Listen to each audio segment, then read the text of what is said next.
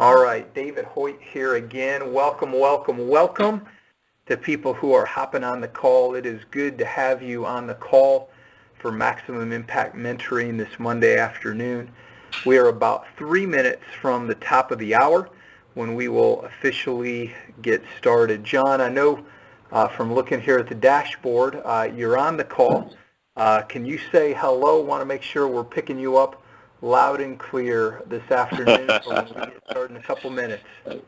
Is that based on past experiences, Dave, huh? Yes, I was going to say it is based on past experience. There's nothing like throwing it to you and for there to be crickets. So I'm glad we're not hearing crickets this afternoon. And we will get started here in a couple minutes.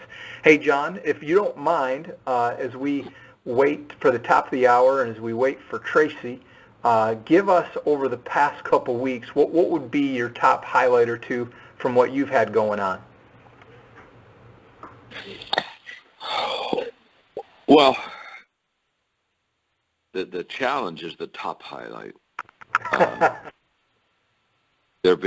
never had so many highlights, and we've never been so busy speaking and traveling and helping people. So it's been the busiest time of my life this last probably 3 months. So grateful.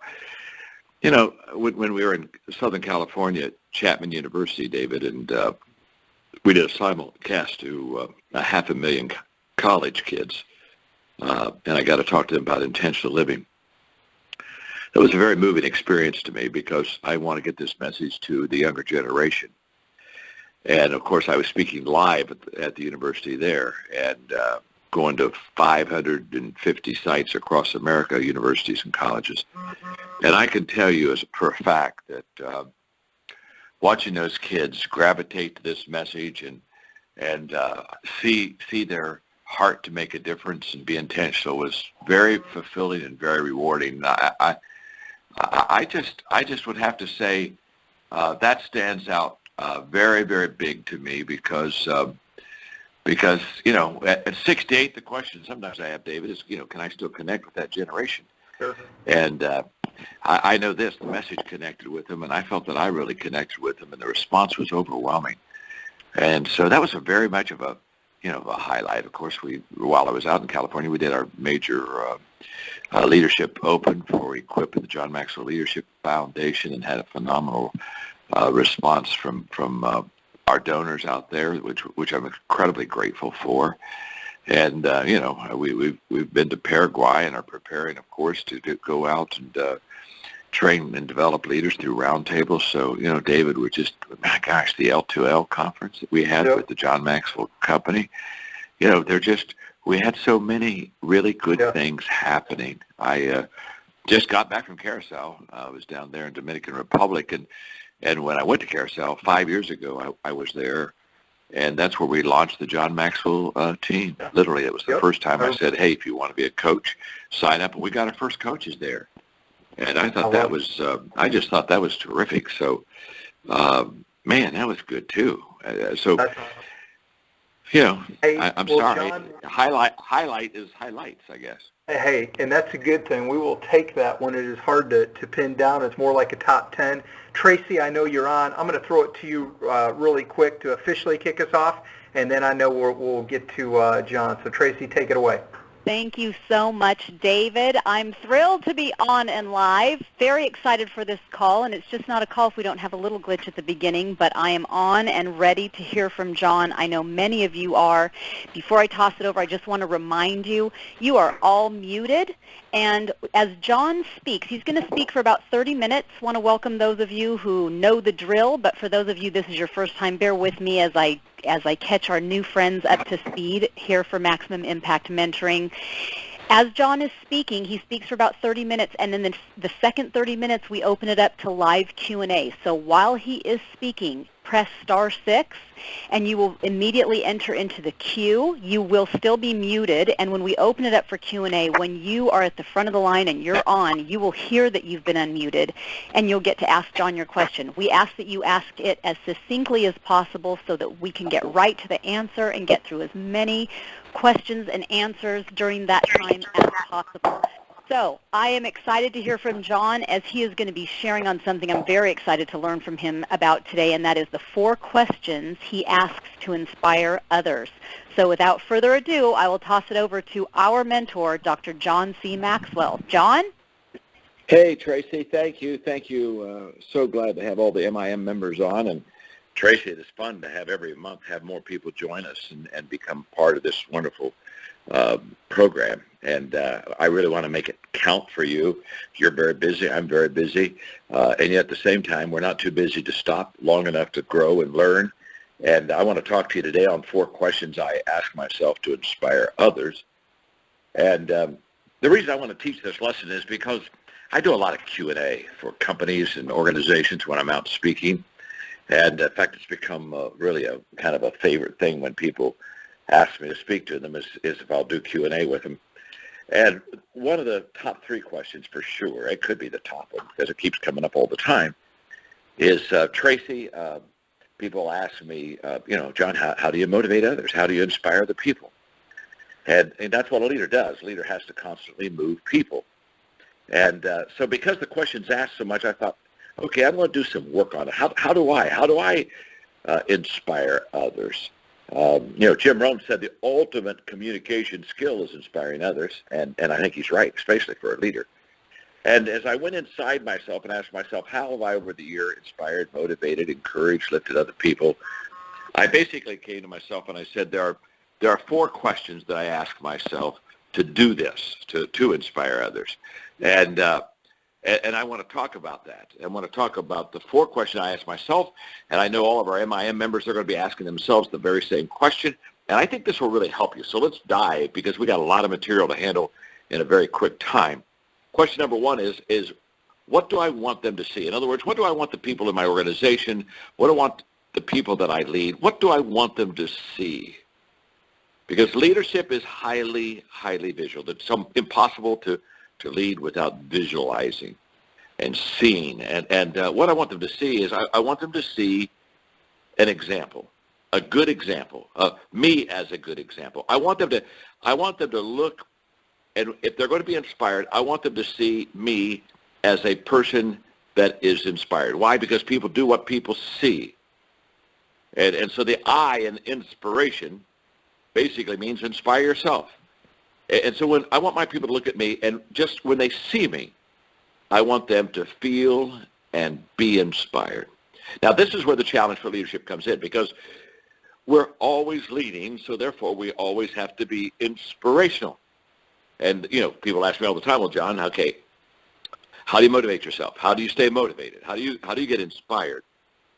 And the other day I was in a Q&A, and somebody asked me that, and I said, well, to be honest with you, they weren't ready for this answer. Trust me, they were not ready for this answer. I said, to be honest with you, I schedule inspiration. And I just said it for a moment and gave that Maxwell pause, and they're all looking at me like, what do you mean you schedule inspiration? And what I was basically saying to them is I don't wait in my life to feel anything. I don't wait around and say, okay, I'm going to just hopefully get motivated this afternoon, hopefully get lifted up to do something. What I do is I show up every day consistently with the expectation that I'm going to have a new thought or I'm going to have a new idea. In other words, that I'm going to maybe be able to ask a question where I'm going to find an answer. And here's what I want you to catch. Remember what I said. I don't wait to feel anything. I don't wait to feel motivated. I don't wait to feel inspired. If you wait for that to come to you, you're going to have a lot of days when you're not going to get it happening. But what I do is I show up every day. I do what I'm supposed to do every day, speaking every day, writing every day, with the expectation that I'm going to get inspired. And the key, here's what I want you to catch. Maybe the most important part of the lesson is right at the very beginning. Anticipation is the key to inspiration. I always go anticipating that I'm going to have what I need when I need to deliver. For example, in writing, I tell people all the time, I write when I'm inspired, and I see to it that I'm inspired at 5:30 every morning, because that's when I start my writing. 5:30 is kind of my time. Sometimes if I'm not sleeping, I get up earlier, but But basically 5:30, nobody still wants to talk to you at 5:30. You got your time on your own. I go to my desk, I get out my legal pad, and I say, okay, I anticipate inspiration. Now, this is what's key. You see, I sit at my desk and I say, I'm going to write something that's going to add value to others. Now, the moment that I get my pen and my paper and say, I'm going to write something that's going to add value to others, the moment I begin to anticipate, all of a sudden, the inspiration begins to come. That's why when people ask me, John, what's your favorite book? Well, it's the book I'm writing. This is what I want you to catch. It's not the book I wrote. It's the book I'm writing. And I think I'll stop writing when the book I'm writing isn't the most important book that I'm writing. In other words, I literally anticipate that every time I sit down to get my pen out, that I'm going to get something that's going to help people.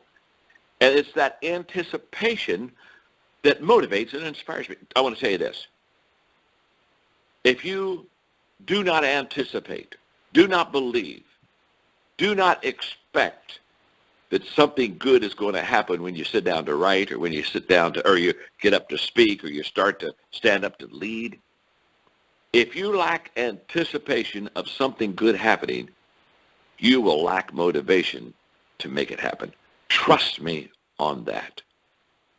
Anticipation is the key to inspiration. So I can go to my place of writing and I can anticipate, so therefore I get inspired. It's the same way as speaking. I speak when I'm inspired.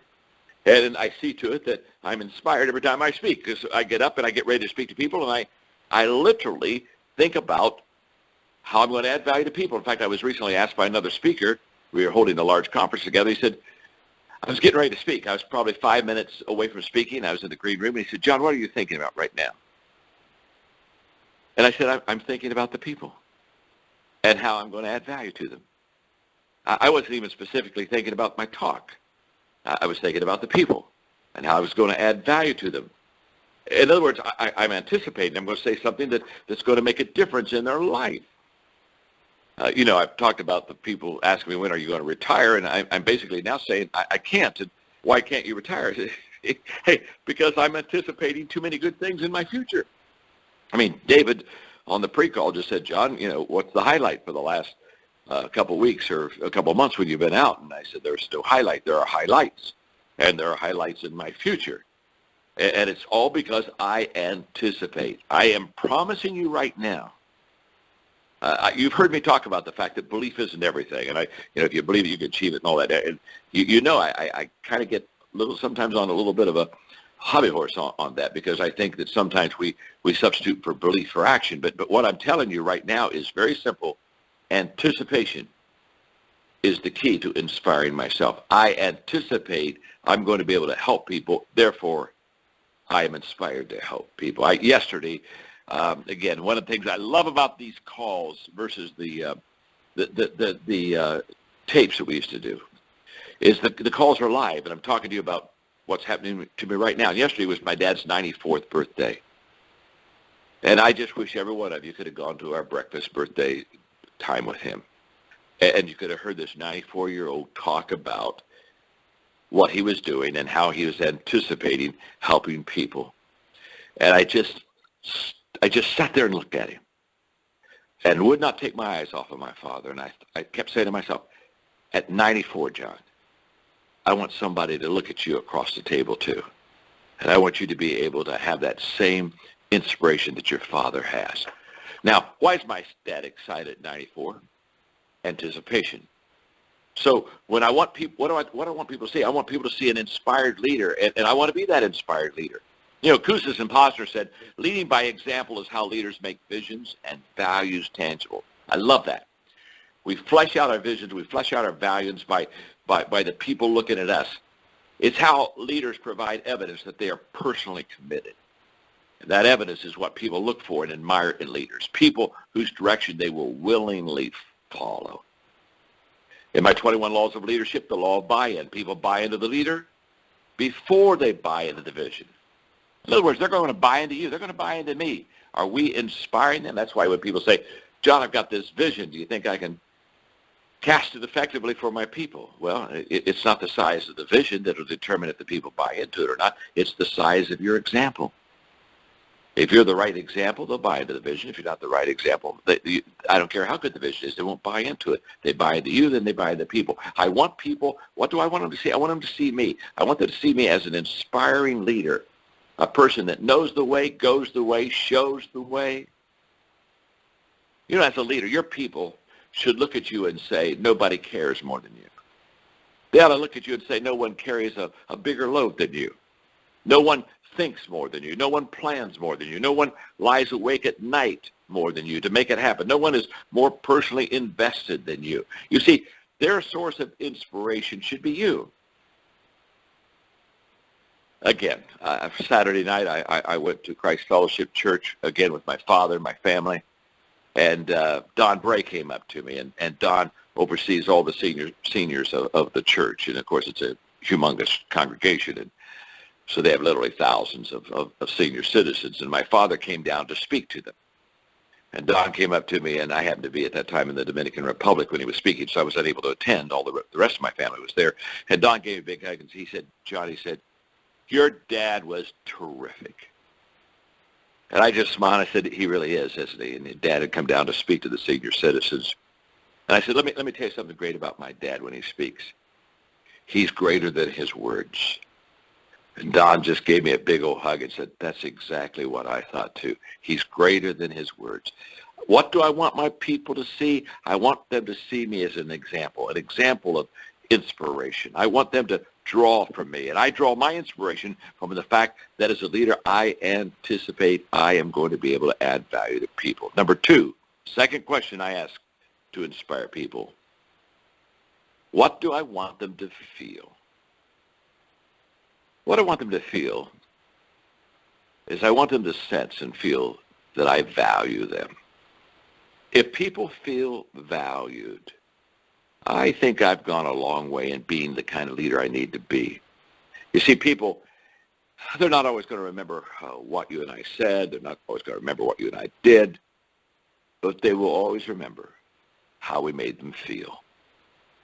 And I know that. And so as a leader, I want them to constantly feel valued. In my book, Intentional Living, I talk about walking across a campus with my father and watching him stop and talk to people and share belief in people and encourage them. And I saw people draw from him. And we walked that 100 yards. It probably took us 30 minutes because Dad walked slowly through the crowd. And I watched my dad give value to people. And in the fourth grade, I said to myself, I want to be like my dad. I want to be like him, who advised me when I graduated from college and started my career, my calling.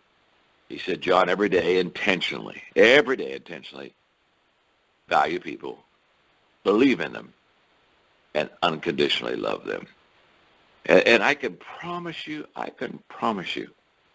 that when we do that, people will rise to the challenge once they know how much we truly value them. I talk about the success gap, and that's the gap between people when they're successful and people they're not so successful. And the more successful you become, the wider that gap can become. And I was thinking the other day, because somebody was talking about a charismatic leader, and the person they were talking about I knew, and I thought, yes, he is a charismatic leader, but he's not an inspirational leader. And so I began to kind of pull away and say, okay, what's the difference between charismatic leaders and inspirational leaders? And I came to the conclusion that charismatic leaders make people believe that they as a leader are great. In other words, charismatic leaders, people look up the leader and say, oh my gosh, there's nobody like my leader. There's nobody like this person. And when you see a charismatic leader, you just say they're awesome. And they can do great things. But an inspirational leader is exactly the opposite. They make people believe that they can be great. Wow, and that the people can do great things. I want to be an inspirational leader. When I leave, I want the people to say, hey, we can do that. I don't want to get off the stage and have people say the guy's just multi-gifted and he can do anything and I can do nothing. Because I think charismatic leaders, that success gap I talked about a moment ago, I think they widen it. I think they expand it. Where I think inspirational leaders, I think they close that gap. They close that gap because they inspire people, because they value themselves, value their people, and they believe in their people. A few months ago in Charlotte, we were doing a PBS special on intentional living. And I watched the crowd gather into this theater, and of course they were counting down. It was going to be TV, and I saw the crowd, and I hadn't connected with them yet. And I knew that when I came out with the TV time, I was going to be under time pressure, and I had to get on the subject immediately. And so I asked the host, I said, would you mind, this is about 15 minutes before I was to speak, I said, would you mind if I just went out on stage and just talked to the people? And just kind of connected with them, and they said, okay, you can do that. They gave me a mic. I walked out and said, in about 10, 15 minutes, I'm going to come talk to you about intentional living, but I want to get acquainted with you first. Just got to want to know you. I want you to know me. And for about 8 to 10 minutes, I just talked to them from my heart, why I was going to talk on intentional living, what it meant to me that they came. And what I did is I closed that gap so that when I walked out to speak on TV, PBS time, I was already connecting with the people. And I think valuing people is the core of a leader's leadership. I think serving those people keeps that core strong. And I think that it also keeps that perspective very, very true. And when I tell my John Maxwell team members that's my coaching company, I tell them all the time that they are people of value who add value to others. And we have to feel that we're people of value. If I feel that I'm not a person of value, I won't add value to others. I just literally, an hour and a half, finished with my trainer. And she's a terrific trainer, and she just keeps me going and doesn't let me stop and presses me. And it was so funny. I've been away from her for a few months because I've been traveling, and I've been up in North Carolina during the summer. So I'm just getting back in the swing of it with her, and she raised her rates. And I said, Joe, you raised your rates. And she smiled, yes, and she said, I'm a John Maxwell team member, and you taught me to value myself and value what I'm doing. And she said, I looked at what I was doing for you, and she said, I realized I deserved more. I just absolutely loved it. I thought, oh, crap, here, my teachings are coming back to haunt me now. But I love the fact that she valued herself, and that value transferred from how she valued herself to valuing me and passing that on. You see, people don't commit to you when they understand. They commit to you and to me when they feel understood. And people only feel understood if we truly are valuing them. And what happens is once you become this kind of a leader, your interest in others is irresistible. And I love that phrase. You can be an irresistible leader because you have such an interest in others, because you truly value them. So I want them to see me as a good example of an inspirational leader. And then what I want them to feel is I want them to feel every day that I truly value who they are. Number 3, what do I want them to know? Well, what I want them to know is that everything, and I do mean everything rises and falls on leadership. And what I want them to know is that if they will learn to lead well and all be the example they need to be and value the people, this is all foundational to great leadership, that if they really learn to lead well, they'll be able to give what I call the leadership lift.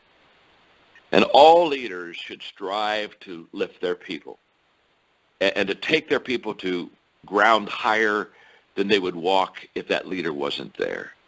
And the leadership lift is where I, as a leader, take you.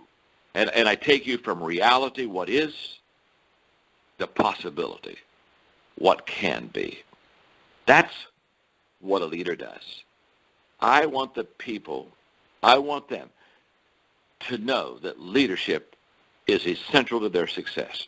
And that as a leader, I want to give the leadership lift and take every person I can from reality to possibility. Or as Napoleon said, I want to be a leader who's a dealer in hope. I say leaders a lot of times are hope dealers. I go back to the Lincoln movie that was out now probably about 3 years ago. And it was just a phenomenal movie. It was a great leadership movie. In fact, for the John Maxwell team a year ago, I literally sat down and took that movie. We got permission from the studio, and I broke that movie down and just taught for 3 hours leadership principles from that movie. But listen to me carefully. What makes Lincoln stand out above all those other leaders, and by the way, there was like 100 leaders in that movie, because it was a movie about senators and congressmen and governors and people that were leading people. There were 100 leaders in the movie, but there was only one leader that was transformational. There was only one leader that stood out, and it was Lincoln. And Lincoln stood up against all opposition. His vision of what he wanted for the people of America was stronger than the greatest opposition, and he refused to listen to the negative influences in his life. And it was his optimistic belief that drove him, when no one else was encouraging him, to do what was seemingly impossible. And this is what made Abraham Lincoln. All the rest of the leaders around him, they saw the problems, they saw the difficulties, the obstacles, but Lincoln saw the opportunity. And leaders, inspirational leaders, they see opportunity in every difficulty. Colin Powell said, "Great leaders know things will get better because they themselves will make them better." I love that. That goes back to that anticipation. I talked about it earlier in the lesson of the fact that because I anticipate something's going to be happening good when I write, when I speak, or I lead, it fills me with inspiration. And one just note here, and that is that when faced with difficulty, and when you and I are faced with difficulty, and leaders have difficulty every day. I mean, there's hardly 2 consecutive good days in a leader's life, because we have to deal with problems and obstacles and barriers and have to get people through these difficult times. But when we're faced with difficulty, the level of your confidence, not the level of the problem, will determine your emotional response. Let me break this down for you very quickly. When I'm faced with a challenge in front of me, a difficulty, a barrier, my emotional response to what I see in front of me will be determined by whether my confidence is greater than my problem, or my problem is greater than my confidence. If the problem I see is greater than the confidence I have within me as a leader, then I will look at problems and difficulties with great fear, and I won't be able to give other people confidence and security. Versus if I look at my problem and I realize that I can overcome that and I can get through that, not only myself but my people, my confidence, that stronger positive emotion, will help me get through that negative difficulty that lies in front of me. When I was in my second church, it was growing incredibly fast. And in fact, when I was 20, I think 28, it was the 10th largest church in America. And good things were happening, but in growing fast, sometimes bad things happen. And I had a staff member that wasn't very loyal, and with the growth of the church, and he was over the kind of the new Christ followers, the new Christians, and so the new ones were kind of getting under his belt for teaching, training. He was mentoring them. Good teacher, by the way. And he kind of got sideways a little bit. He decided to take some of those people and start his own congregation. And so we had a break off, a little bit of a church split. And I can remember he had a secretary that was helping him. Her name was Barbara. And she was kind of a new Christian herself. And I can remember the week after that split, when they all left to kind of do their own thing. I remember I walked out on the platform to get ready for the service that morning, and the crowd was there. Good crowd. Wasn't a big split. He just took maybe 75, 100 of the newer Christ followers. And much to my surprise, when I walked out on the stage, I saw Barbara sitting on the third row, and I'm looking at her and I think, my gosh, I thought she would go with the pastor that took the people. I was truly surprised, and so I spoke and got a wave to her from the stage, gave her a smile, and next week I walked out on stage and saw her again, and I thought again, my gosh, she's still here. I thought she would go, and this happened for a whole month, and she kept coming, and finally about the 4th or 5th Sunday, I caught her on the way out. I said, Barbara, come here, I got to talk to you. I said, I'm shocked. I said, I thought you thought you'd be with the other pastor. I mean, you were close to him. You were his secretary. You were kind of like his right-hand person. I'm just a little surprised that you stayed. I said, I'm glad you're here, thrilled, but I'm a little surprised. And she looked at me and she said, Pastor, let me explain something. She said, the first Sunday when the split happened, I thought, well, I'll go with the other pastor. And I got ready, and I thought, I want to go hear John one more time. And she said, I watched you as you walked out on the stage, and you were smiling, waving at the people. You got up and spoke. And she said, I kept watching you. And I kept asking myself, does he realize that he just had a church split? He doesn't seem to realize there's a problem. He doesn't. He's so positive. He's so energetic today. He's so encouraging. He's so confident. I don't think, does he know that there's a problem? And she said, I walked out of the auditorium that day, and I felt an inner strength from your confidence and your strength and your security. And she said the next Sunday, I said, well, this Sunday I'll go with the new congregation. And she said, no, I want to go hear John one more time. I like what I'm feeling. So she came back, and she said, I felt that same confidence, that same security again. And, of course, I caught her about the fourth or fifth Sunday, and she just looked at me and she said, as a leader, you give me something I need as a young Christian. I doubt myself a lot, and I'm not really confident in myself as I should be yet. And I gained strength from you. And she said, I just want you to know that I just need your confidence. I just need your security. As I gave her a hug and she walked away that day. In fact, she never did go with the other people.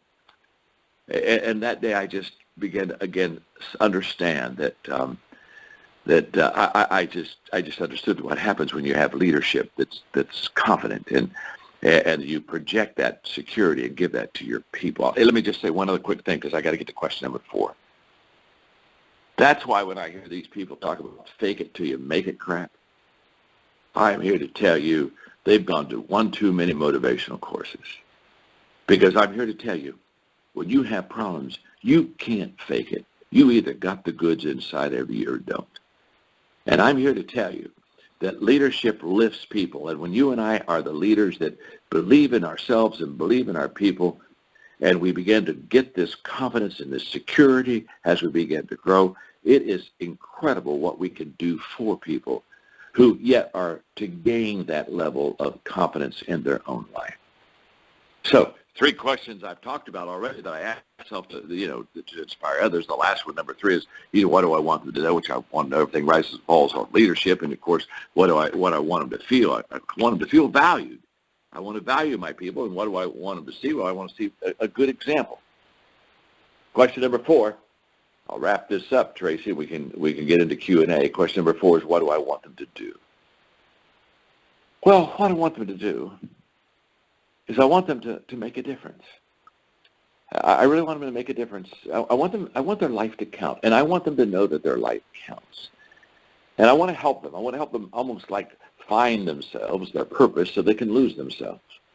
And I want them to every day, at the end of that day, look at themselves in the mirror and say to themselves, people are better off because I interacted with people and I lead people. That's what I want them. That's what I want them to do. I want them to go out and make a difference until that difference that they're making for others is making a difference in their own life.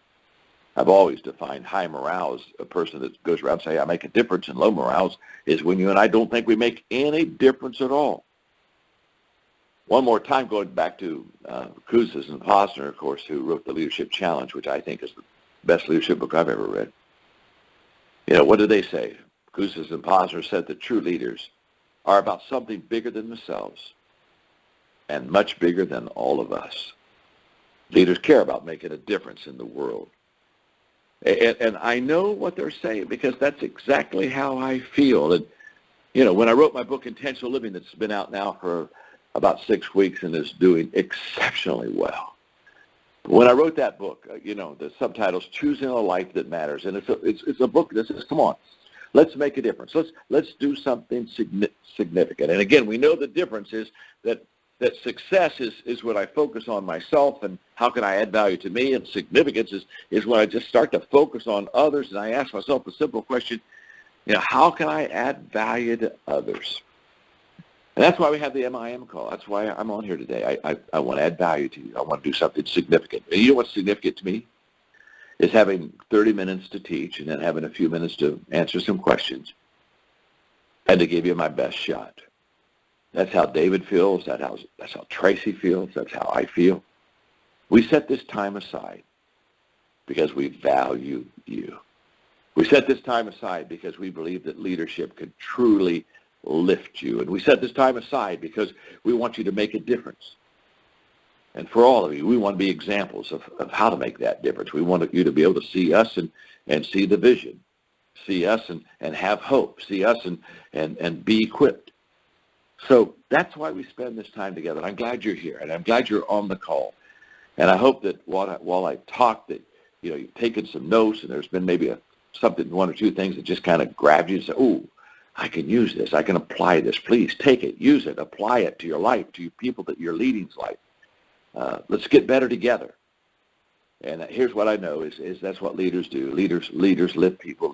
Leaders add value to people. Leaders make things better for people. And I hope that's what this lesson's done for you. So, Tracy, back to you, lady. I'm so glad you're on the calls with us. You do a great job emceeing each month for us. And I sure love you, and I sure love working with you.